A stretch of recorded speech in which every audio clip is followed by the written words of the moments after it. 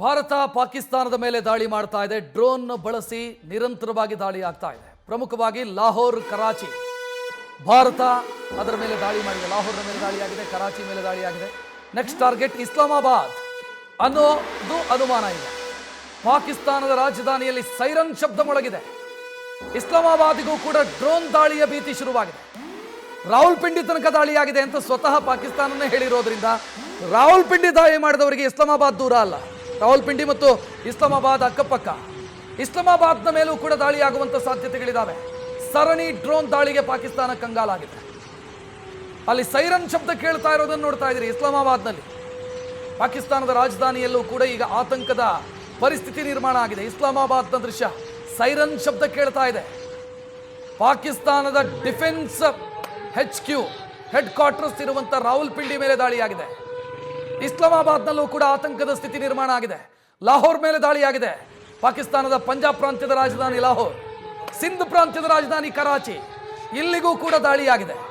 So Karachi, Sindh ಪ್ರಾಂತ್ಯ, ಪಂಜಾಬ್ ಪ್ರಾಂತ್ಯ ಮತ್ತು ನ್ಯಾಷನಲ್ ಕ್ಯಾಪಿಟಲ್ ರೀಜನ್ ಅಂತ ಕರೀತಾರೆ ಇಸ್ಲಾಮಾಬಾದ್ ಅನ್ನು. ಸೊ ನ್ಯಾಷನಲ್ ಕ್ಯಾಪಿಟಲ್ ರೀಜನ್, ಅದರ ಮೇಲೂ ಕೂಡ ದಾಳಿಯಾಗುವಂಥ ಸಾಧ್ಯತೆಗಳಿದ್ದಾವೆ. ಇಸ್ಲಾಮಾಬಾದ್ನ ಮೇಲೂ ಕೂಡ ಆ ಸಾಧ್ಯತೆಗಳಿರೋದ್ರಿಂದ ಸೈರನ್ ಶಬ್ದ ಕೇಳ್ತಾ ಇದೆ, ಗಮನಿಸ್ತಾ ಇದೆ.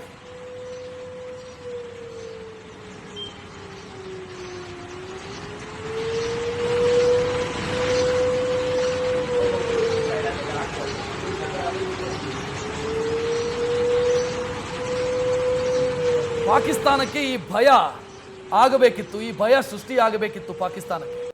ಯಾಕಂತಂದ್ರೆ ಯಾರ್ಯಾರನ್ನೋ ದಾರಿ ತಪ್ಪಿಸೋರನ್ನ ಭಾರತಕ್ಕೆ ಕಳಿಸಿ ಭಾರತದ ಮೇಲೆ ದಾಳಿ ಮಾಡಿ, ಇಲ್ಲಿ ಧರ್ಮ ಕೇಳಿ ದಾಳಿ ಮಾಡಿ, ಕಲಮಾ ಓದು ಅಂತ ಹೇಳಿ ದಾಳಿ ಮಾಡಿ ಕೊಂದು ಹೋದ್ರಲ್ಲ, ಇವತ್ತು ಪಾಠ ಕಲಿತಾ ಇದ್ದಾರೆ. ಹೆದರಿ ಓಡಿ ಹೋಗ್ತಾ ಇರೋದನ್ನು ಗಮನಿಸ್ತಾ ಇದ್ರಿ. ಅಲ್ಲಿನ ಜನ, ಅಲ್ಲಿನ ಸೈನಿಕರು, ಅಲ್ಲಿ ಮಿಲಿಟರಿ ಅಂದ್ರೆ ಸೇನೆಯ ಮುಖ್ಯ ವಕ್ತಾರರು ಮಾತನಾಡಿದ್ರು. ಮುಖ ಬಿಳುಚಿಕೊಂಡಿದೆ. ರಾವಲ್ಪಿಂಡಿ ಅಂತ ಹೆಸರು ಹೇಳುವಾಗ ಮೈ ನಡುಗ್ತಾ ಇದೆ, ಮಾತು ನಡುಗ್ತಾ ಇದೆ. ಸೇನಾ ವಕ್ತಾರರು ಮಾತನಾಡುವಾಗ ರಾವಲ್ಪಿಂಡಿ ಅಂತ ಹೆಸರು ಹೇಳುವಾಗಲೂ ಕೂಡ ಹೆದರಿ ಆ ಹೆಸರನ್ನ ಹೇಳ್ತಾ ಇರೋದನ್ನ ಕೂಡ ನೀವು ಗಮನಿಸಿದ್ರಿ ಅಂತ ನಾನು ಭಾವಿಸ್ತೀನಿ. ಈ ಭಯ ನೋಡಿದ್ರೆ ಖುಷಿಯಾಗತ್ತೆ. ಈ ಭಯ ಇರಬೇಕು ಪಾಕಿಸ್ತಾನಕ್ಕೆ. ನೋಡ್ತಾ ಇದ್ದೀರಿ, ಇಸ್ಲಾಮಾಬಾದ್ನಲ್ಲಿ ಸೈರನ್ ಶಬ್ದ ಕೇಳ್ತಾ ಇರೋದನ್ನ ಗಮನಿಸ್ತಾ ಇದ್ದೀರಿ. ನ್ಯೂಸ್ ಫಸ್ಟ್, ನಿರ್ಭೀತಿಯಿಂದ ನಿಮ್ಮ ಪರವಾಗಿ.